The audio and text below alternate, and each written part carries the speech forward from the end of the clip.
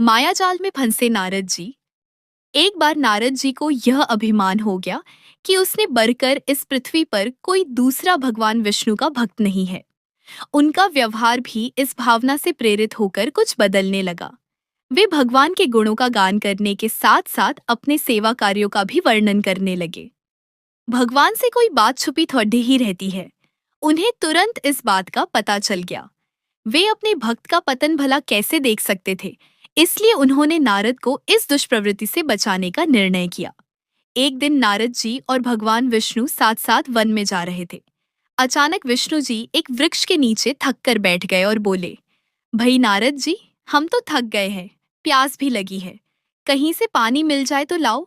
हमसे तो प्यास के मारे चला नहीं जा रहा है, हमारा गला सूख रहा है। यह सुनकर नारद जी तुरंत सावधान हो गए। उनके होते हुए भगवान भला प्यासे रहे। वे बोले, भगवान अभी लाया, आप थोड़ी देर प्रतीक्षा करें। नारद जी एक और दौड़ लिए। उनके जाते ही भगवान मुस्कुराए और अपनी माया को नारद जी को सत्य के मार्ग पर लाने का आदेश दिया। माया शुरू हो गई। नारद जी थोड़ी ही दूर गए होंगे कि उन्हें एक गांव दिखाई पड़ा, जिसके बाहर कुएं पर कुछ युवा स्त्रियां पानी भर रही थीं। कुएं के पास जब वे पहुंचे तो एक कन्या को देखकर अपनी सुध-बुध खो बैठे, बस उसे ही निहारने लगे। वह यह भूल गए कि भगवान के लिए पानी लेने आए थे। कन्या भी नारद जी की भावना समझ गई। वह जल्दी जल्दी जल से गड्ढा भरकर अपनी सहेलियों को पीछे छोड़ कर घर की ओर लपकी। नारद जी भी उसके पीछे जो लिए। कन्या तो घर के अंदर चली गई, लेकिन नारद जी ने द्वार पर खड़े होकर नारायण नारायण का अलख जगाया। गृहस्वामी नारायण का नाम सुनकर बाहर आया। उसने नारद जी को तुरंत पहचान लिया। अत्यंत विनम्रता और आदर के साथ वह नारद जी को घर के अंदर ले गया और उनके हाथ पैर धोकर स्वच्छ आसन पर बैठाया तथा उनकी सेवा सत्कार में कोई कमी न छोड़ दी। उनके आगमन से अपने को धन्य बताते हुए गृहस्वामी ने अपने योग्य सेवा के लिए आग्रह किया। नारद जी बोले, आपके घर में जो आपकी कन्या जल का घड़ा लेकर अभी अभी आई है, मैं उससे विवाह करना चाहता हूँ। नारद जी की बात सुनकर गृहस्वामी एकदम चकित रह गया, लेकिन उसे प्रसन्नता भी हुई कि मेरी कन्या एक ऐसे महान योगी तथा संत के पास जाएगी। उसने स्वीकृति प्रदान कर दी और नारद जी को अपने ही घर में रख लिया। 2-4 दिन पश्चात शुभ मुहूर्त में उसने अपनी कन्या का विवाह नारद जी के साथ कर दिया तथा उन्हें गांव में ही उतनी धरती का टुकड़ा दे दिया। खेती करके वे आराम से अपना और अपने परिवार का पेट भर सके। अब नारद जी की वीणा एक खूंटी पर तंगी रहती, जिसकी ओर उनका ध्यान बहुत कम जाता।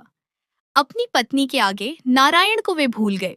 दिन भर खेती में लगे रहते, कभी हल चलाते, कभी पानी देते, कभी बीज बोते तो कभी निराई गुड़ाई करते। जैसे जैसे पौधे बढ़ते, उनकी प्रसन्नता का पारावार न रहता। फसलें हर वर्ष पकती, कटती, अनाज से उनके कोठार भर जाते। नारद जी गांव के एक संपन्न किसान माने जाने लगे। वर्ष दर वर्ष बीतते चले गए और नारद जी की गृहस्थी भी बढ़ती चली गई। 3-4 लड्डच के लडचकियां भी हो गए। अब नारद जी को एक क्षण की भी फुर्सत नहीं मिलती थी। वे हर समय बच्चों के पालन पोषण तथा पढ़ाई लिखाई में लगे रहते अथवा खेत में काम करते रहते थे। अचानक एक बार तेज बारिश हुई, जिसने कि दिनों तक बंद होने का नाम ही नहीं लिया। बादलों की गरज और बिजली की कड़क ने सबके हृदय में भय उत्पन्न कर दिया। मूसलाधार वर्षा ने गांव के पास बहने वाली नदी में बाढ़ की स्थिति पैदा कर दी। चारों ओर पानी ही पानी फैला गया। कच्चे पक्के सभी मकान रहने लगे। घर का सामान बह गया। पशु भी डूब गए। उनके व्यक्ति मर गए। गांव में त्राही त्राही मच गई। नारद अब क्या करे? उन्होंने भी घर में जो थोड़ा कीमती सामान बचा था, उसकी गठरी बांधी और अपनी पत्नी तथा बच्चों को लेकर जान बचाने के लिए पानी में से होते हुए बाहर निकलने लगे। नारद जी बगल में गठरी थामे, एक हाथ से एक बच्चे को पकड़े और दूसरे हाथ से अपनी पत्नी को संभाले हुए थे। पत्नी भी एक बच्चे को गोद में और एक का हाथ पकड़े धीरे धीरे आगे बढ़ने लगी। पानी का बहाव अत्यंत तेज था तथा यह भी पता नहीं चलता था कि कहाँ गड्ढा है और कहाँ टीला। अचानक नारद जी ने ठोकर खाई और गठरी बगल से निकलकर बह गई। नारद जी गठरी कैसे पकड़ देते? दोनों हाथ तो घिरे थे। मन मसोस कर सोचा, फिर कमा लेंगे। कुछ दूर जाने पर पत्नी एक गड्ढे में गिर पड़ी और गोद का बच्चा छूटकर बह गया। पत्नी बहुत रोई, लेकिन क्या हो सकता था। धीरे धीरे और दो बच्चे भी पानी में बह गए। उन्होंने बहुत कोशिश की बचाने की, लेकिन कुछ न हो सका। दोनों पति पत्नी बद्धे दुखी रोते कलपते एक दूसरे को सांत्वना देते कोई ऊंची जगह ढूंढते रहे। एक जगह आगे चलकर दोनों एक गड्ढे में समा गए। नारद जी तो किसी प्रकार गड्ढे में से निकल आए, मगर उनकी पत्नी का पता कहीं नहीं चला। बहुत देर तक नारद जी उसे इधर उधर दूर दूर तक ढूंढते रहे, लेकिन व्यर्थ रोते रट उनका बुरा हाल था। हृदय पत्नी और बच्चों को याद कर करके फटा जा रहा था। उनकी तो साड़ी गृहस्थी उजड़ गई थी। बेचारे क्या करें, किसे को से अपने भाग्य को या भगवान को। भगवान का ध्यान आते ही नारद जी के मस्तिष्क में प्रकाश फैल गया और पुरानी सारी बातें याद आ गईं। वे किस लिए आए थे और कहाँ आ गए। ओहो, भगवान विष्णु तो उनकी प्रतीक्षा कर रहे होंगे।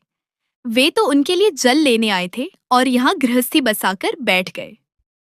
वर्षों बीत गए गृहस्थी को बसने में और फिर सब नष्ट हो गया। क्या भगवान अब भी मेरी प्रतीक्षा में उसी वृक्ष के नीचे बैठे होंगे? यह सोचते ही बार नदारद हो गई। गांव अंतर्धान हो गया। वे तो घने वन में खड्डीचे थे। नारद जी पछताते और शर्माते हुए दौड़े। देखा कुछ ही दूर पर उसी वृक्ष के नीचे भगवान लेते हैं। नारद जी को देखते ही उठ बैठे और बोले, अरे भाई नारद, कहाँ चले गए थे? बद्धी देर लगा दी। पानी लाए या नहीं? नारद जी भगवान के चरण पकड़ बैठ गए और लगे अश्रु बहाने। उनके मुंह से एक बोल भी नहीं फूटा। भगवान मुस्कुराए और बोले, तुम अभी तो गए थे, कुछ अधिक देर थोड़े ही हुई है। लेकिन नारद जी को लगा था कि वर्षों बीत गए। अब उनकी समझ में आया यह सब भगवान की माया थी, जो उनके अभिमान को चूर चूर करने के लिए पैदा हुई थी। वे सोचने लगे, उन्हें बद्धा घमंड था कि उनसे बढ़कर त्रिलोक में दूसरा कोई भक्त नहीं है। लेकिन एक स्त्री को देखकर वे भगवान को भूल गए। उसको पछतावा होने लगा और उनका घमंड जरा सी देर में ढेर हो गया। वे पुनः सरलता और विनय के साथ भगवान के गुण गाने लगे।